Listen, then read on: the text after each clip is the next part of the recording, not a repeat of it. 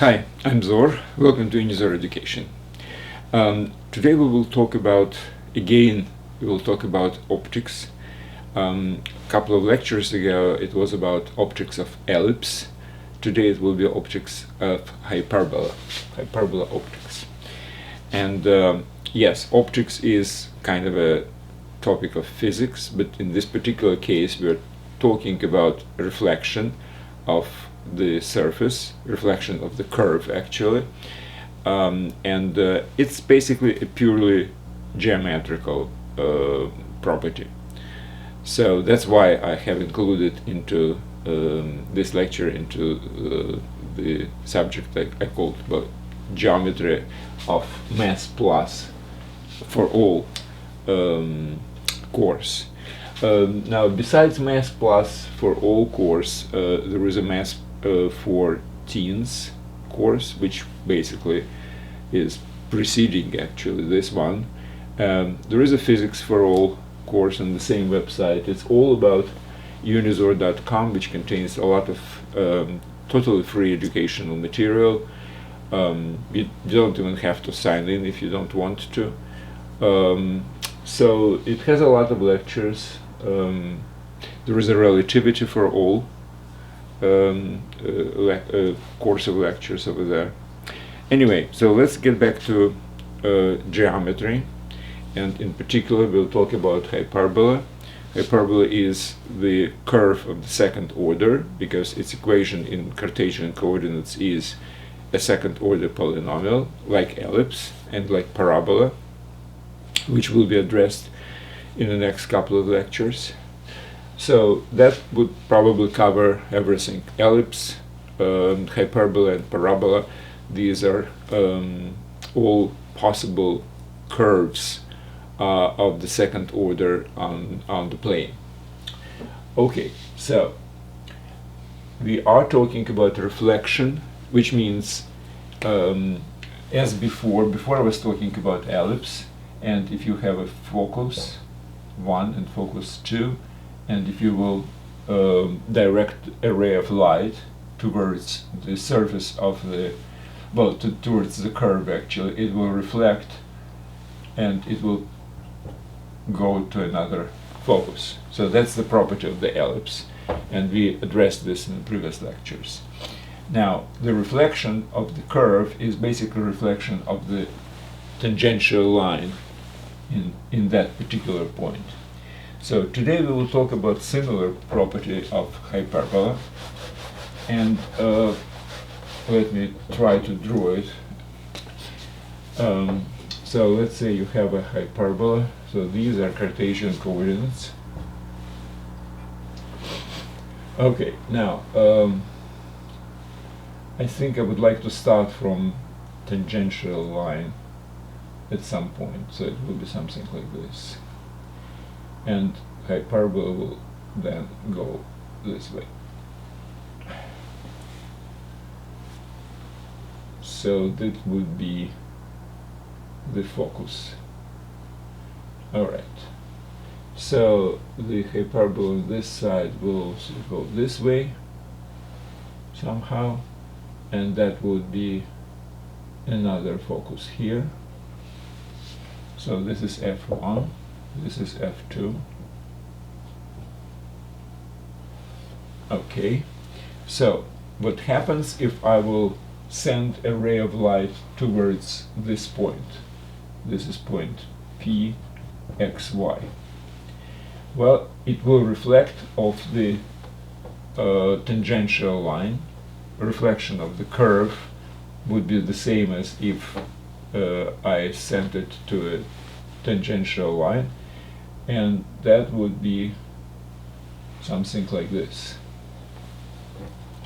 Well, not exactly like this, because what I'm actually trying to say that it will continuation of this line would be it at point F1. So that would be okay. So this would be, let's say, put letter S. So my point is that this angle and this angle which basically, if I will prove that they are equal, it means that the corresponding angles from the normal to the tangential line will also be equal, right? So it's sufficient to prove that these two angles are equal, to prove that the reflected light would go along the line, continuation of which will hit the point F1, focus, the second focus of the same hyperbola. So that's my purpose. Okay, so let's do it just step by step, and basically it will be exactly the same as I did for ellipse in the previous couple of lectures. So let's call this angle alpha, this angle beta, this angle gamma, this angle phi, and this angle psi. So I have to prove that angle phi is equal to angle psi. Okay, now let's just express phi and psi in terms of alpha, beta, and gamma. Let's start with phi. Consider the triangle APF2. Sum of the angles of this triangle is supposed to be 180 degree pi. So this angle, which is gamma, let me just do it a little bit better.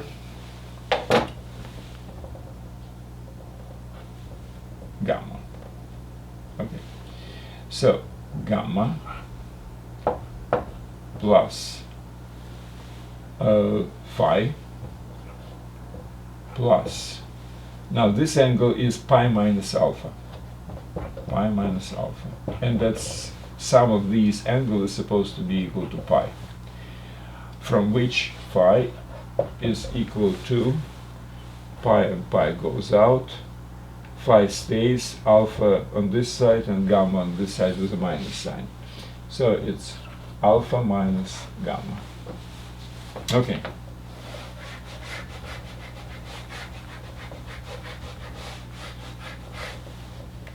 Now let's talk about psi. If we will consider a triangle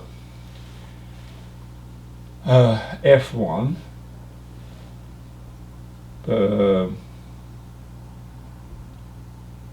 P and A. So A is intersection between x-axis and tangential line. Now psi would be an external angle, right?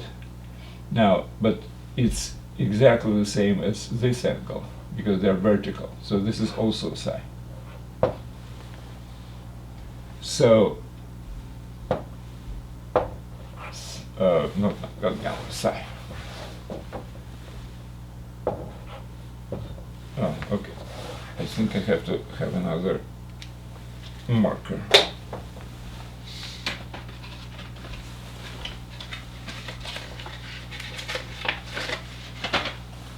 Okay, so psi plus beta and plus pi minus gamma equals to pi, from which psi is equal to gamma minus pi minus beta. Okay, psi is equal to gamma minus beta, and phi is equal to alpha minus gamma. Now, to prove that these are the same angles, it's sufficient to prove that their tangents are the same, because tangents, now this is pi over 2, this is pi, tangent goes like this, right? So from 0 to pi, from 0 to pi,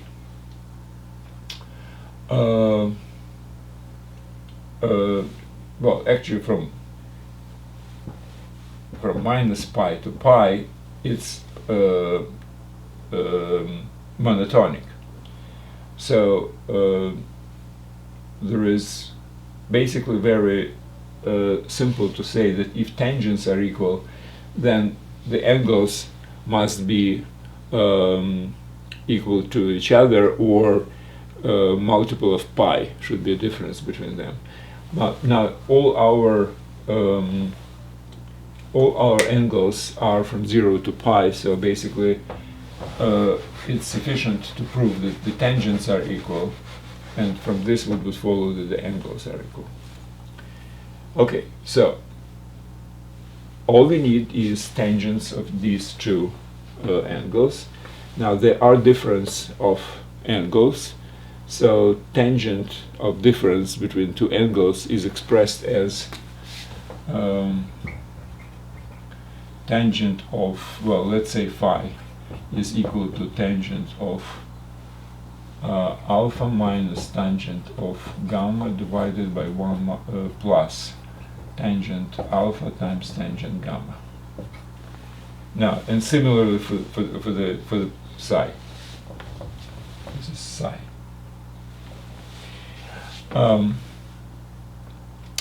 So if I will know tangents alpha and beta and gamma, I will be able to calculate tangents phi and tangent psi and compare. If they are equal, then the angles are equal, and my line from F1 through P to S would be the one actually which is the reflection of a line which goes from F2 to P.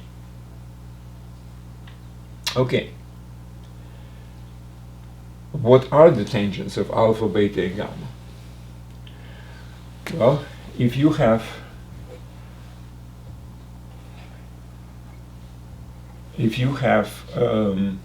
some segment on the Cartesian coordinates, it has coordinates, let's say this is point A, this is point B. Point A has coordinates AX and AY, and B has coordinates BX, BY. This is X coordinates, this is Y coordinates correspondingly. So this is AX, this is AY.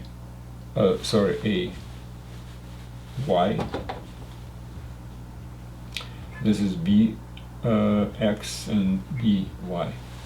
So what is the tangent of this angle? Well, it's this divided by this. So it's BY minus BX divided by AY minus AX, right? So difference of Y coordinates divided by difference of X coordinates. Okay, so we'll do exactly the same here, because we know almost everything. P has coordinates x, y. Now F2, it's a focus line. Now the distance from 0 to focus line, focus point is usually C, and this is also C, but that's not important. Now the difference from 0 to intersection of parabola is A. So the coordinates of this point is A, and this point is minus A. And also we have introduced B square, which is equal to C square minus A square. And our equation of parabola looks like x square A square divided by y square B square equals to 1. So C is a half of the focal distance. A is so-called semi-major axis. Now B, in case of ellipse, it was a vertical diameter. and A was, 2A was horizontal and 2B was vertical diameter of the ellipse. I cannot really point exactly right now what geometrical sense of the B is, but basically it's just sufficient to say it's by definition is this one. Okay, so we know the equation of parabola, and we know the coordinates of these points P, F1 and F2. So let's talk about angle alpha. Alpha is an angle of the segment which has xy coordinates and c0 coordinates, right? So alpha, tangent alpha, is equal to difference of y coordinates, which is y and 0. So it's y minus 0. And difference between x coordinates is x minus c. So it's y divided by x minus c. Great. Tangents beta.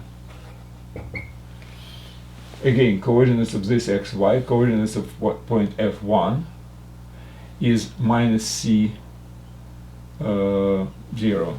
So it would be y minus 0 divided by x minus c, which is equal to y divided by x plus c. Okay, so we have tangents alpha and tangents beta. How about tangents gamma? Well, we don't know the coordinates of the point A, unfortunately, but we could calculate it, but we'll do it much easier. And again, it's exactly the same as I did with ellipse. I'll just differentiate this equation, because we know the tangent of the angle which tangential line is making with x-axis is actually a derivative. So if I will differentiate this by x, now y as function of x is x, so I differentiate by x, I will have 2x divided by a squared minus 2y times derivative of the inner function, which is y, and divided by b squared, and derivative of 1 is a constant, so it's 0, from which I can find y as function of x and y. So tangent gamma, which is derivative of y by x, is equal to, well, 2 will go down, this goes to the right with a plus sign, so I will have x divided by y, a squared divided by b squared, right? Now, we are actually not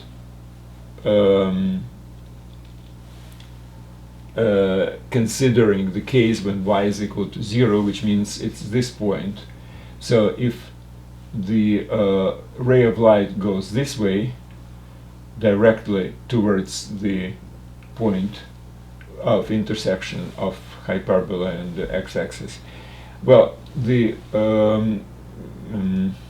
tangential line at this point is just vertical, so it will reflect towards the x-axis, and the continuation will also go again through this second focus.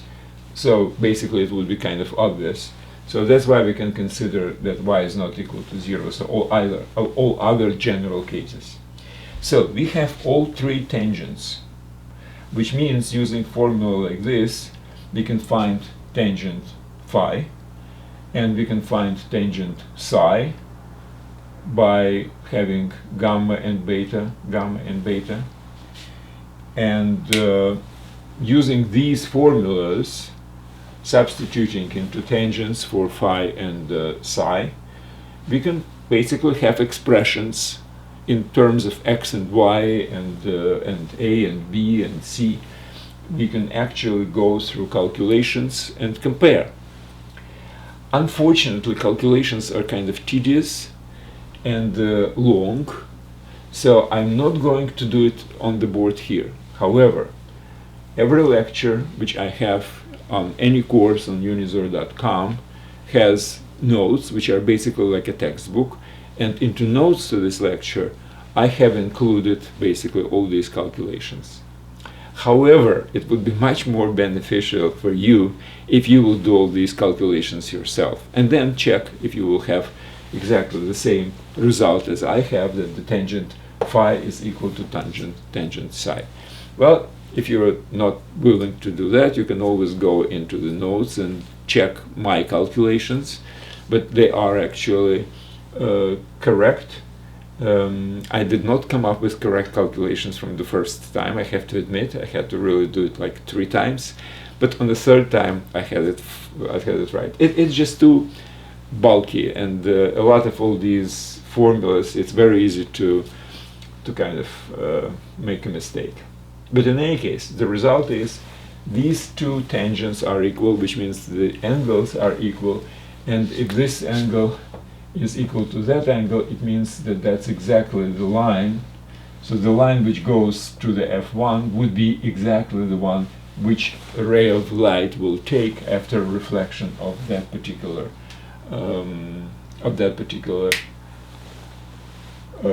curve, or rather a tangential line to that curve in this place. And that's basically all I wanted to say about optics of hyperbola. So again, optics of ellipse and optics of hyperbola are kind of similar, because after reflection, the ray of light, or continuation of the ray of light in case of hyperbola, will cross in the another focus. So if I will do from here, let's say, to another point, it will reflect, it will still go through this one, or into this point, it will be reflected this way, it will still go through this point. So no matter where you point your direction of the light emitted from this focus, it will eventually reflect into line, continuation of which will go to this one. Similar to the ellipse, whenever you have an ellipse and you have from one focus to another, no matter where you put your light, it will still go into another focus. So these are very interesting optical properties, and they are used actually in some apparatuses of whatever, whenever you want to do something with reflected light which you would like to concentrate in some place. That's basically how you do it, using the ellipsoids or hyperboloids.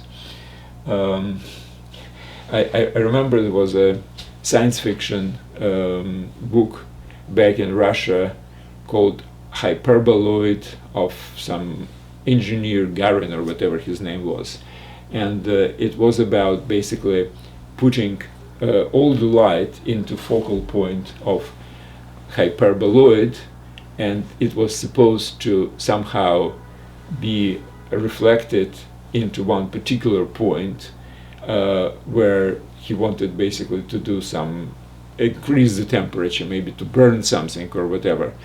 It wasn't really correct scientifically, because it was not supposed to be hyperboloid. Hyperboloid will go that way, and you need the continuation of this line, which is kind of not easy. But in any case, there is maybe, if you put maybe 2 hyperboloids or whatever, one against another, maybe it will go to whatever you want to, but doesn't really matter. Anyway, so these are optics, and again, I would suggest you to really do the calculations yourself. Now, if you would like to take a look at notes, you have to go to unizor.com, choose Math Plus for all course, go to geometry, and geometry has a bunch of lectures, including this one. Okay, so that's it. Thank you very much, and good luck.